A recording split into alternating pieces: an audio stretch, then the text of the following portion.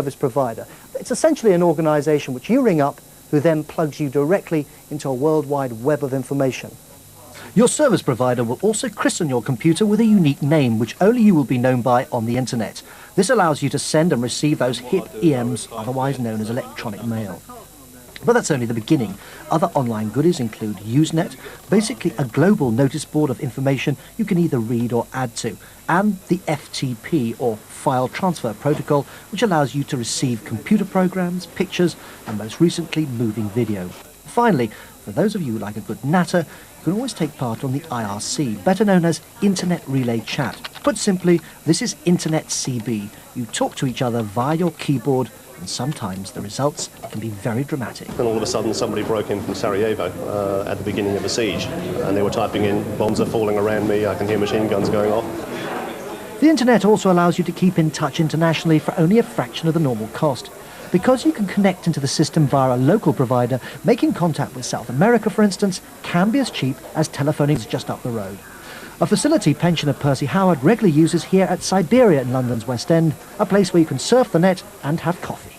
Instead of using the phone and having to interrupt meetings, we just send an internet message, which is done in about a minute, and they don't even have to be listening into it. They just, every now and then, they check what mails come in. But the internet has its dark side. Because this is a system which is not officially regulated, if you want to control its output to prevent your children seeing such things as pornography, then you have to take charge yourself. One of the ways of doing that is by installing a computer program like this. The product can keep an eye out for keywords that might show that it contains information that might be undesirable, and indeed we have a very extensive database or list of sites that we already know contains nothing but information that you really wouldn't want your children to see. For all its limitations, the internet is still one of the most exciting informational tools of the late 20th century. But that said, the experts insist until super-fast fibre-optic cables take over from clumsy telephone wires as the chief workhorse of the internet, we'll never achieve a fully-fledged information superhighway. I still find it baffling. I hear the word internet and I sort of switch off. Stephen, as a beginner, how easy is it actually to find your way around the internet? Well, it's a steep learning curve, it has to be said, but that having been said, it's great fun, it's very hypnotic, you can spend hours and hours getting involved with it. But I would suggest very strongly that if you are going to get involved, get one of these. They're a kind of sort of yellow pages equivalent to the internet. They allow you to find out those information areas, those chat channels, so that you don't fumble around the system. Also, another thing to remember is don't use this system necessarily late at night, because that's when America logs on. The whole system gets very slow indeed.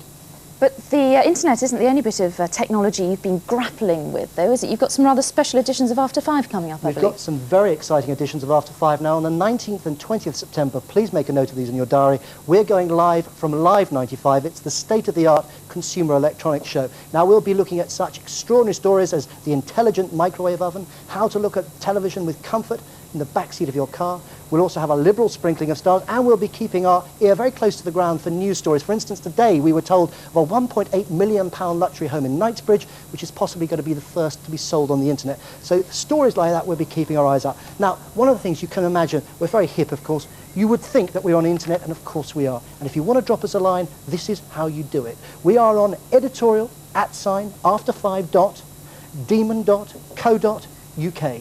Just rolls off your tongue. And I thought maybe we might just put the whole system into action, because one of the things you can talk about the internet, but if you don't do it, you're not a player. And you know, Mary, I'm a player. So, here we go. No. Well, here we are. What?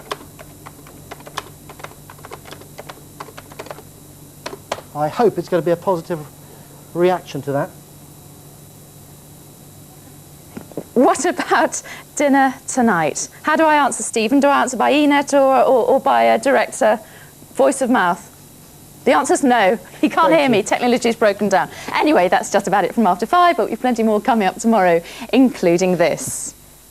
Goodness, what hideous white buttocks. Where did you find them? What do you want?